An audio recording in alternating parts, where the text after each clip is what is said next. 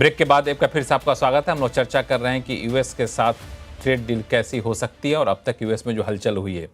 नरेश कौशिक जी, मेरा सवाल आपसे यह है कि अब तक ट्रेड डील की बात हो रही थी कि 9 जुलाई से पहले पहले ट्रेड डील कर लीजिए, वरना हम आप पे फिर से टैरिफ वापस से लगा देंगे 26%। लेकिन अब एक नया राग यूएस में छिड़ा है कि अगर ये रशिया से आपने सामान खरीदा तो फिर आप पर हम आप ड्यूटी लगा देगा 500%। ये रशिया से सामान ना खरीदने, रशिया को दबाव बनाने के लिए कि यूक्रेन पर वॉर को आप रोकिए, ये कोशिश है। ये कितनी सफल हो पाएगी ट्रम्प साहब की कोशिश? ये बहुत पुरानी कोशिश है, ये कोई नया नहीं है। बीच-बीच में भारत पर दबाव पड़ता रहा है। आपको याद होगा जब भारत ने रूस से S-400 डिफेंस सिस्टम्स खरीदा था, तब भी इस तरह के दबाव डाले गए थे। फिर अमेरिका ने ये सोचा कि नहीं, भारत हमारा स्ट्रेटेजिक पार्टनर है, हमें भारत को अपने पाले में रखना है, इसलिए हम उसको इग्नोर करते हैं। मुझे लगता है इस केस में भी ऐसा ही हुआ है, दबाव की ही कोशिश है। और ये तेल खरीदने के बाद ये तो आपको बाइडेन एडमिनिस्ट्रेशन से चल रहा है, क्योंकि ये तो भारत ने आज ही खरीदना शुरू नहीं किया है। जब से ये यूक्रेन की साथ रूस की लड़ाई हुई है, तब से रूस, चीन और भारत दोनों को बड़ी तादाद में तेल बेच रहा है। लेकिन भारत ने एक तो ये किया कि अमेरिका से भी तेल काफी खरीदना शुरू कर दिया। तो एक तो ये होगा कि भारत जो है अमेरिका से कुछ और तेल और गैस खरीदने के लिए तैयार हो जाएगा। लेकिन मुझे नहीं लगता ये 500% वाली बात, ये प्रेशर वाली बात है।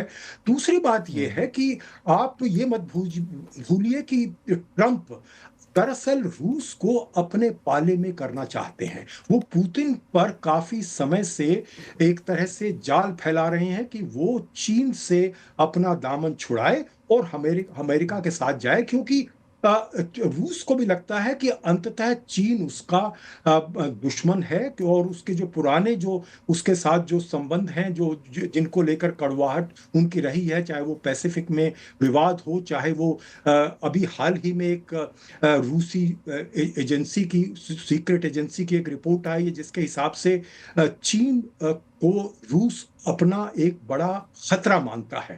तो अमेरिका इस बात का भी फायदा उठा रहा है। और भारत का भी हित तो है ही कि रूस के साथ वो संबंध अच्छे रखे, और भारत का इसमें भी हित है कि अमेरिका के रूस के साथ संबंध सुधरें, ताकि चीन को हमें सीधे अकेले लड़ने की जरूरत ना पड़े। अमेरिका भी हमारे साथ हो, और परोक्ष रूप से ही सही रूस हमारे साथ हो। कम से कम रूस चीन का उतना करीबी दोस्त ना रहे। तो मुझे ये लगता है ये 500% वाली बात जो है कोई मानने को तैयार नहीं है। ये सिर्फ प्रेशर टैक्टिक्स है। प्रेशर टैक्टिक है, लेकिन ये आपने बड़ी अच्छी बात कही कि लॉन्ग टर्म में किसी न किसी तरीके से चीन को कैसे आइसोलेट किया जाए, अलग थलग किया जाए, रशिया के मुकाबले भी और यूएस के मुकाबले, ये भारत की रणनीति यहाँ पर हो सकती है। आनंद आहूजा साहब, कैसे देख रहे हैं इस डेवलपमेंट को आप?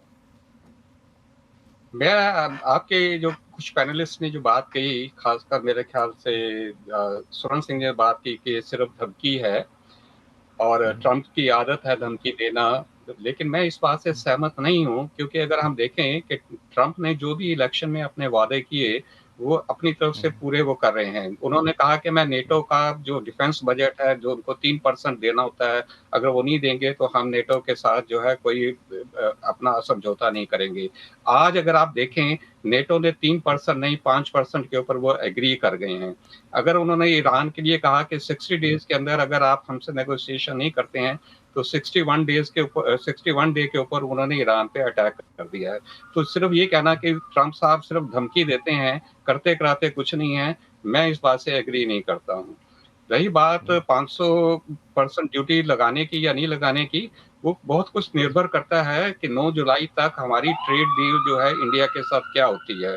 अगर तो ये ट्रेड डील जो है एक तरह से बैलेंस रही, अगर फेवरेबल हो जाती है तो नथिंग लाइक दैट, लेकिन अगर ये बैलेंस भी रही तो मेरे ख्याल से ये 500% की जो ड्यूटी है इंडिया के ऊपर जो पेनल्टी लगनी है वो नहीं लगेगी। अगर ये किसी वजह से ये ट्रेड डील इंडिया के साथ फेल हो जाती है, तो पॉसिबल है 500% नहीं तो कुछ परसेंट जो है वो इंडिया के ऊपर ये एक तरह की पेनल्टी लग जाए। हम इंडिया और यूएसए की ट्रेड की डिस्कशन कर रहे हैं, लेकिन हम इसमें सबसे जो बेसिक मुद्दा है वो हम ये भूल रहे हैं कि 1948 के अंदर जब इंडिया गैट का मेंबर बना या 1995 के अंदर जब इंडिया डब्ल्यूटीओ का मेंबर बना, तो उस वक्त इंडिया की एंट्री इन ऑर्गेनाइजेशन के अंदर एज ए डेवलपिंग कंट्री थी। आज इंडिया जो है एक डेवलप्ड कंट्री है, तो इंडिया जो टैरिफ का बेनिफिट ले रहा था अभी तक, वो एक डेवलपिंग कंट्री की कैटेगरी में ले रहा था। चाइना का भी अगर आप देखें तो चाइना का जो है ट्रेड बेनिफिट, टैरिफ बेनिफिट है, वो China as a developing country ले रहा है। आज चाइना जो है एक दूसरी इकोनॉमी बन गई है, इंडिया जो है तीसरी इकोनॉमी दुनिया की बनने जा रही है, लेकिन टैरिफ के संबंध में ये दोनों मुल्क जो हैं बेनिफिट ले रहे हैं एज डेवलपिंग कंट्रीज। तो मेन जो मुद्दा टैरिफ का जो है, जहां से बात शुरू होती है, हम वो डिस्कस नहीं करते हैं। हम सीधा जो है बीमारी की रूट काज में जाने के बजाय हम बीमारी के जो आज के सिम्टम्स हैं उनको देख रहे हैं। आपने बहुत ही अच्छा पॉइंट आपने उठाया कि जब ये टैरिफ कंसेशन ले रहे थे उस टाइम डेवलपिंग कंट्रीज थे, अब काफ़ी हद तक हम लोग डेवलप कंट्री हो गए हैं, चाइना ऑलरेडी डेवलप हो चुका है, तो अभी क्यों इस पे हंगामा करना? शशांक सर। देखिए, ऐसा है कि हम लोग बात करते हैं कि पर कैपिटा जो जीडीपी है वो अभी स्वर्ण सिंह सर, मैं आपके पास नॉमिनल टर्म्स में बहुत कम है, अभी बहुत कम है नॉमिनल टर्म्स में। परचेजिंग पावर में ठीक है, हमारे यहाँ अपने यहाँ काफी लोग आपस में यही माल खरीदते हैं, तो उसमें हिसाब से ठीक है, खुश हैं। लेकिन अगर देखा जाए तो नॉमिनल टर्म्स में भारत के कई ऐसे गरीब लोग हैं जो खास करके जो हैंडीक्राफ्ट्स में, हैंडलूम सेक्टर में है, एग्रीकल्चर में है, डेयरी एरिया में है, तो जो हमारे बाकी कहा जा सकता है डेवलपिंग कंट्री वाले लोग हैं, अफ्रीका में हो, साउथ एशिया में हो, तो उनकी ऐसा नहीं कहा जा सकता उनकी इनकम बहुत ज्यादा बढ़ गई है। ये बात हो सकती है कि उनको जो है, चूंकि सरकार जो 80% लोगों को आजकल फ्री में वो दे रही है राशन वगैरह, तो they might be better off than the others. लेकिन ये कहना कि वो बिल्कुल डेवलप्ड कंट्री वाले बन गए हैं, तो ये तो बात ठीक नहीं है। अमेरिका में अपनी इतनी वीकनेसेस आ गई हैं, उनके इतने सारे लोग यहाँ सड़कों पे आके बैठ गए हैं, तो इसलिए उनको बुरा लगता है कि ये जो है भारत के लोग इतना खुश क्यों नजर आ रहे हैं, हमारे लोग तो दुखी हैं। लेकिन दुखी इसलिए हैं क्योंकि उन्होंने जो है मिडिल ईस्ट में और कई जगहों पर इतनी बॉम्बिंग करी कि उससे उन लोगों का तो नुकसान हुआ ही हुआ, लेकिन खासकर जो लोग इन्वॉल्व थे बॉम्बिंग में उनका भी दिमाग हिल गया थोड़ा सा, तो वो बेचारे सबके सब सड़कों पे बैठ गए, वो ओपियम के वो हो गए, एडिक्ट्स हो गए हैं इस तरह की दवाइयों के। तो मेरे ख्याल से थोड़ी बहुत परेशानियां उनकी अपनी है, उसको बाहर के और देशों के ऊपर डालना वो ठीक नहीं है। के लिए माफी मांगूंगा, लेकिन जो है हम थोड़ा डिबेट कर रहे हैं। मेन मुद्दा ये है कि इंडिया के अंदर आज कितने बिलियनर हैं, इंडिया के अंदर इकोनॉमिक डेवलपमेंट जो है, इंडिया एक तीसरी इकोनॉमी पावर है। आप अगर चेरी पिकिंग करेंगे कि ये गरीब हैंडीक्राफ्ट वाले गरीब हैं, आप फिर उनको कंपेयर क्यों नहीं करते हैं? अंबानी और अंडानी कितने बैठे हैं इंडिया के अंदर, आप पूरे कंट्री की वेल्थ देखिए ना। आप अगर कंट्री के अंदर अंडानी अंबानी जैसे आप बिलियनर होते हुए आप ये कहें जी हम अंडर डेवलप्ड कंट्री हैं या डेवलपिंग कंट्री हैं, तो ये आप किसको धोखा दे रहे हैं, किसको आप ये समझाने की कोशिश कर रहे हैं? इंटरनेशनल लेवल के ऊपर आज इंडिया की इकोनॉमी की पोजीशन क्या है? आप टोटल इकोनॉमी देखिए आप इंडिया की। प्रोफेसर स्वर्ण सिंह साहब, आप मेरे से कह रहे हैं, आप कुछ ऐड करना चाह रहे थे? जी। पहले तो ये कि अमेरिका की 80,000 जो पर कैपिटा इनकम है उसको 2600 पर dollar per capita income Bharat के साथ कंपेयर करना केवल कुछ लोगों का उदाहरण देकर, भारत में 1% जो सबसे अमीर लोग हैं वो 40% से ज्यादा नेशनल वेल्थ उनके पास है।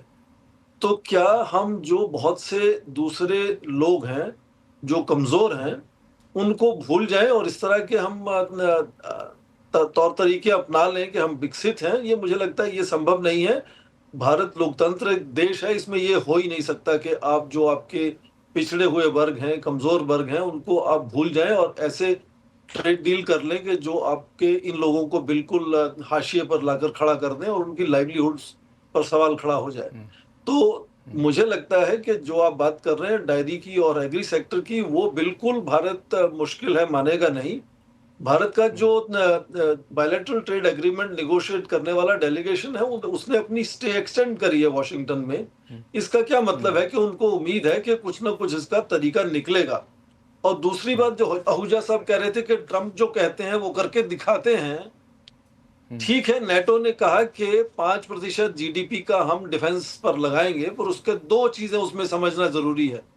पहला तो ये कि डिफेंस बजट में केवल 3.5 बढ़ोतरी हुई है, बाकी 1.5 जो है वो डिफेंस प्रोडक्शन में होगा, जो उनके एक्सपोर्ट्स को बढ़ाएगा। दूसरा कि ये लागू कब होगा? 2035 में लागू होगा, जब ना ट्रंप होंगे ना ये यूरोपियन नेता होंगे जो आज ये निर्णय ले रहे हैं। ईरान पर भी वैसे ही उन्होंने कहा, पहले हमें पता है अली ख़ुमैनी कहाँ है, हम उनको मार सकते हैं पर अभी नहीं मारेंगे, रिजीम चेंज होगा। फिर कहा नहीं, रिजीम चेंज होने से वहां केओस हो जाएगा, हमें मुश्किल हो जाएगी।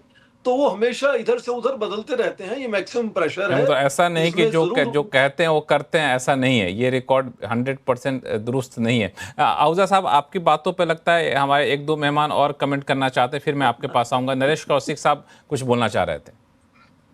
जी, मैं दरअसल आहूजा साहब ने जो कहा कि ये भारत विकासशील अब देश नहीं रहा, डेवलपिंग, ये चीन के बारे में तो आप कह सकते हैं, भारत के बारे में बिल्कुल नहीं कह सकते। भारत आज भी दुनिया की नजर में विकासशील देश ही है। अगर हमारी अर्थव्यवस्था चौथे नंबर पर है, इससे कोई देश विकसित नहीं हो जाता। भारत सरकार की अपनी नीति के हिसाब से भी 2047 तक जाकर वो विकसित होने का सपना देख रहे हैं, प्रयास कर रहे हैं, अभी तो वो नहीं है। चीन के बारे में आप कह सकते हैं कि चीन काफी विकसित हो गया है, हालांकि चीन भी आर्ग्यू करता है कि वो विकासशील नहीं है। और यही एक वजह है कि भारत अभी भी इस तरह का समझौता, जिस तरह का ट्रेड एग्रीमेंट करने की स्थिति में नहीं है। खासकर नहीं। एग्रीकल्चर और भारत के एग्रीकल्चर को आप देख लीजिए, अमेरिका की देख लीजिए, कहीं कोई मुकाबला नहीं है। तो वो कर ही नहीं सकता, भारत कर डेयरी ही और नहीं सकता। एग्रीकल्चर वाले पर कर ही नहीं सकता। इसीलिए मिनी एग्रीमेंट की बात हो रही है। हाँ, अजय श्रीवास्तव जी, मैं आहूजा साहब के पास जाऊं, एक कमेंट आपसे भी चाहूंगा। आहूजा साहब ने बड़ा अच्छा डिबेट यहाँ पे छेड़ दिया है कि जब आपको रिबेट दिया जा रहा था ट्रेड में, तब आप विकासशील देश थे, अब विकसित देश हो गए हैं, तो अब रिबेट में कटौती की जा रही, तो हंगामा क्यों बरपा रहे हैं? ओहो, एक्चुअली इसका कॉन्टेक्स्ट बिल्कुल भी अलग है। देखिए, हम सारे लोग, जो पूरी दुनिया का ट्रेड होता है वो डब्ल्यूटीओ नियमों के अंतर्गत होता है।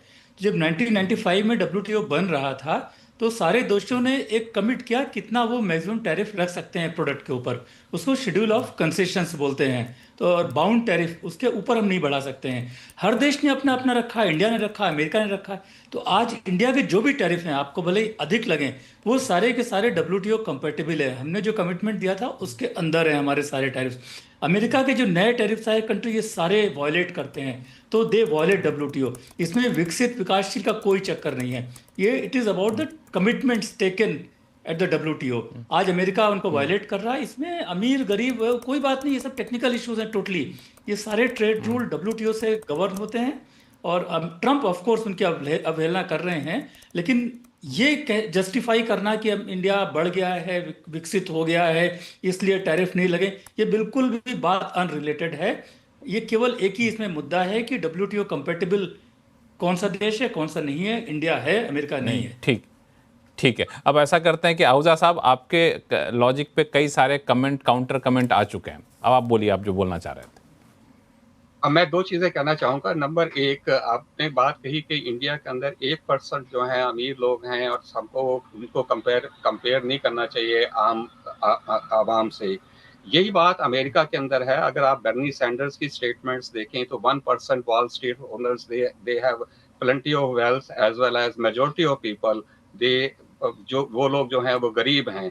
यहाँ तक कि अगर आपने रिजल्ट देखे होंगे न्यूयॉर्क मेयर के इलेक्शन के, डेमोक्रेटिक पार्टी के, जो कैंडिडेट डेमोक्रेटिक पार्टी का जीता है वो एक सोशलिस्ट है। और कल उसकी स्टेटमेंट ये थी कि प्राइवेट हाउसेस को गवर्नमेंट जो है उनको टेक ओवर करे और उनको कम्युनिटी, रशिया के मॉडल के ऊपर, उसको कम्यून बेसिस के ऊपर उसको जो है वो कन्वर्ट करे।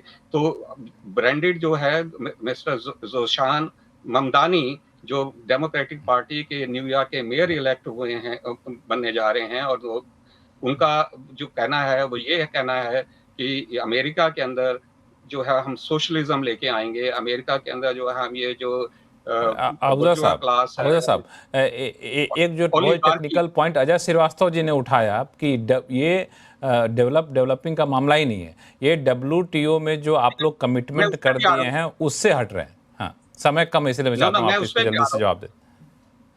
मैं उसमें भी आ रहा हूँ। देखिए, आप एक चीज को आइसोलेशन में अगर डिस्कस करेंगे तो हम किसी मुद्दे पे नहीं पहुंच पाएंगे।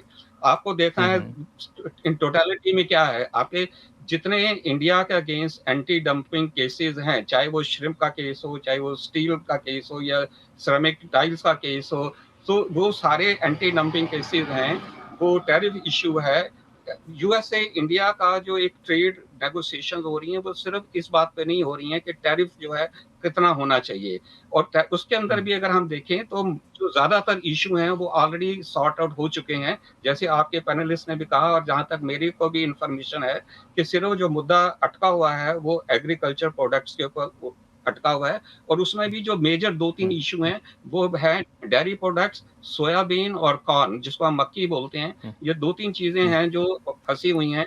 इनके अलावा जो बाकी 95% के करीब जो है इंडिया यूएसए की ट्रेड डील के जो चलिए, अब चूंकि समय कम है और समय कम, शो का भी समय समाप्त हो रहा है, और जो डेडलाइन ट्रम्प साहब ने तय की है वो डेडलाइन का भी समय खत्म होने वाला है 1 हफ्ते के भीतर। तो जब डील हो जाएगी तो एक बार फिर से आप लोगों के साथ चर्चा करेंगे, डील की समीक्षा करेंगे। लेकिन फिलहाल आप सभी मेहमानों का बहुत बहुत धन्यवाद हमारे शो में जुड़ने के लिए। आवाज़ अड्डा फिलहाल इतना ही। देखते रहिए CNBC आवाज़। नमस्कार।